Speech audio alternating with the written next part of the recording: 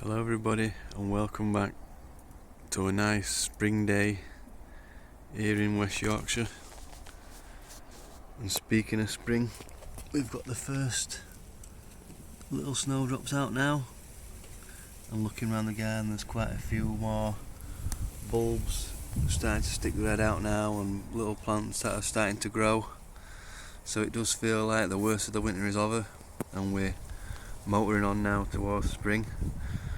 But saying that, looking at the weather forecast, we have got some slightly bad weather coming in from midweek.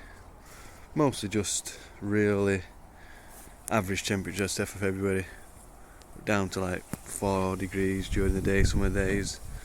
Maybe down to -2 on a night. It looks like that's going to last for a couple of weeks or so, but we all know it can change so quick and become worse or hopefully become better.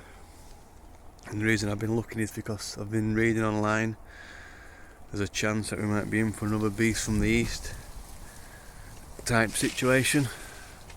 But I think a few things have to fall into place for that to happen.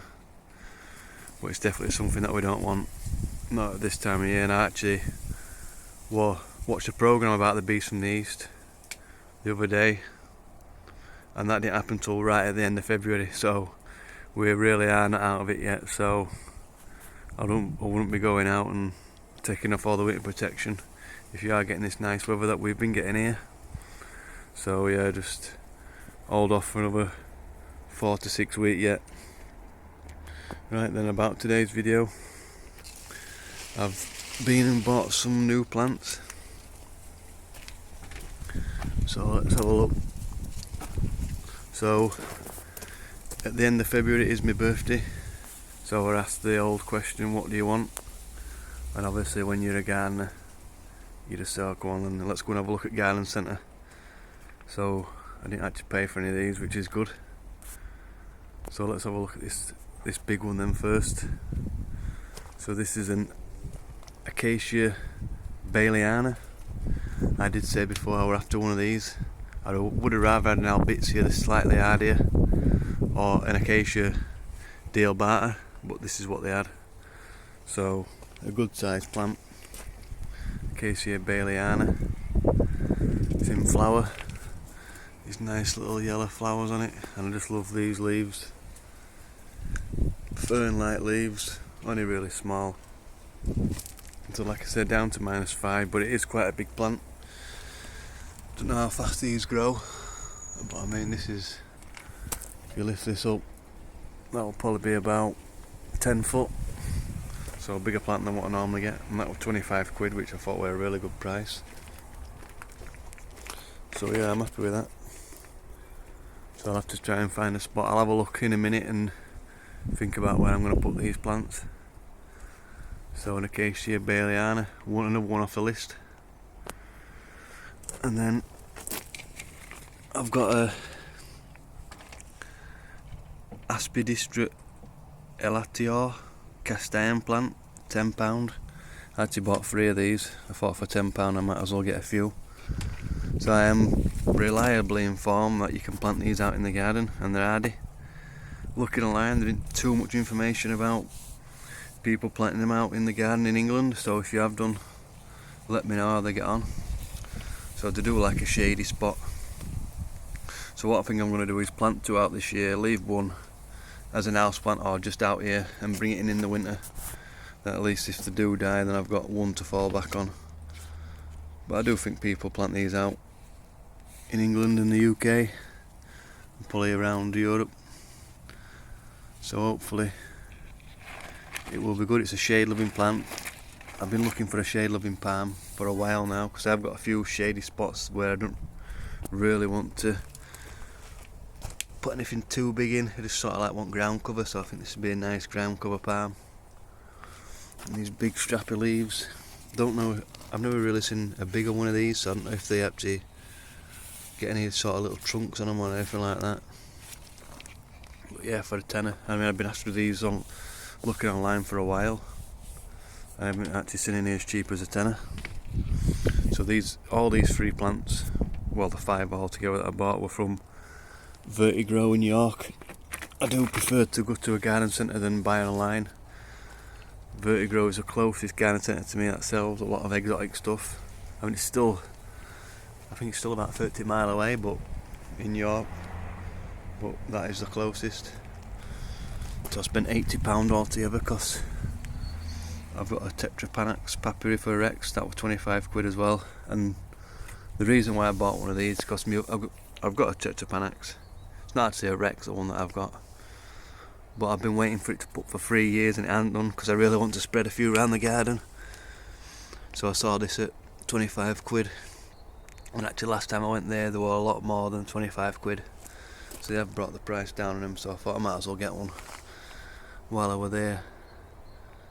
So it's got a nice growing pot on it with a new leaf. So I haven't actually got a spot to put that, even though, well, I have got a few spots to put it, but I haven't got anything in mind yet. So let's have a look where I'm going to plant some of these. So I've got a spare space here, but I am going to plant me Washingtonia this year as well, so I'm thinking about putting that in there. It's a bit of an awkward place this, because you've got the acacia here, and then when that gets the shade, sort of like shades out, slightly shades out. I had the Brugmansia in there last year and that didn't do too well, although it wasn't a great summer anyway. But I have pruned the acacia back this year and thinned it out a bit, so thinking about putting the Washingtonia in there, and it'd be quite easy for me to protect it in there as well. So I've got a few spots around the garden. Got another spot here because I've got the Boutia palms and the Jubea palm seedling that aren't ready to go out yet. So I'm going to keep some of these spaces clear, maybe just put some annual stuff in. I don't really want to put anything big in, but I'm thinking maybe the Tetrapanax in somewhere here. Not too sure yet. I'm sure you're like me, you do this, you buy a plant and then you think of where to put it once you've bought it. So there's a bit of a space down here as well. So the acacia likes a bit more shelter, so I think the out of here might be a bit too exposed for it. So there's a spot sort of here, which I suppose the Tetrapanax could go. I think it would be quite a nice spot for it here, so that is definitely a contender. There's a few ferns in here. Got Persicaria here, the Cardoon, which will grow big. The Melianthus, if it covers properly, will grow big. And then if I put the Tetrapanax here, I've still got a space here to put a palm. So that is a good contender. So I was thinking for the acacia, maybe I'll take this out, this choice here. It's a nice shrub, but is it that exotic? Probably not. It does combine well when they've got the black sambucus here and then the euphorbia, and it does work well together, but I think the acacia might look nice here, sort of like as you go into the jungle part of the garden. It's nice and sheltered here with the trachea and the fence and the garrier, so, and on this side, so it's sheltered all sides.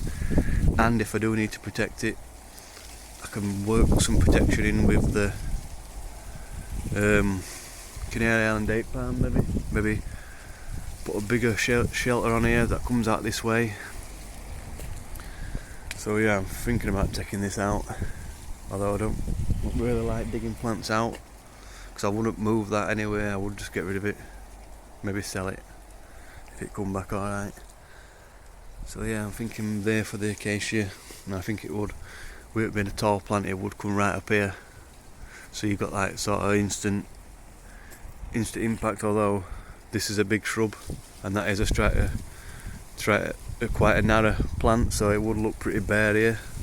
So maybe I could cut this back and plant it, but then do you really want to be digging something out later on? So I'm undecided on that yet. So let me know what you think. Because I've got a space here, but I don't really want to put it right next to the Garrya elliptica, because I just think too trees right next to each other.